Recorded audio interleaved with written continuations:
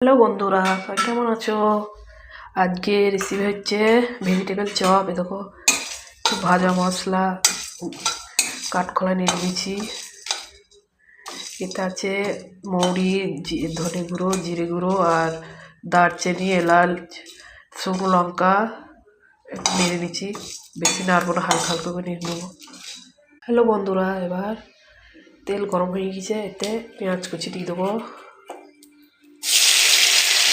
এতে আমি আদা কুচি, লঙ্কা কুচি আর রসুন কুচি দিয়ে দিয়েছি।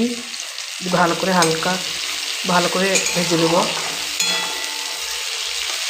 লাল লাল করে ভাজা হয়ে গেছে। এর মধ্যে অ্যাড করব বিট আর গাজর, কুচি কুচি করে কেটে দিয়েছি। এতে কিছু মশলা দিয়ে দেবো, জিরে গুঁড়ো আর ধনে গুঁড়ো দিয়ে দেবো, নুন সামান্য,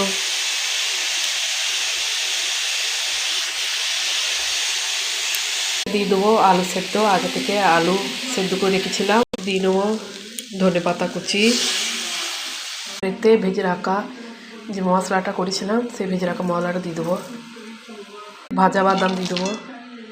হ্যালো বন্ধুরা, এই দেখো ভেজিটেবল চপের মশলা রেডি। হ্যালো বন্ধুরা, এই দেখো ভেজিটেবল চপের জন্যে চপের শেপ করে রেখে দিয়েছি। এবার ডিমে চোবাবো, একবার করে বিস্কুটে গুঁড়িতে দেবো, দিয়ে কড়াই ছেড়ে দেবো। সাদা তেল দিয়ে দিয়েছি, এবার ছেড়ে দেবো।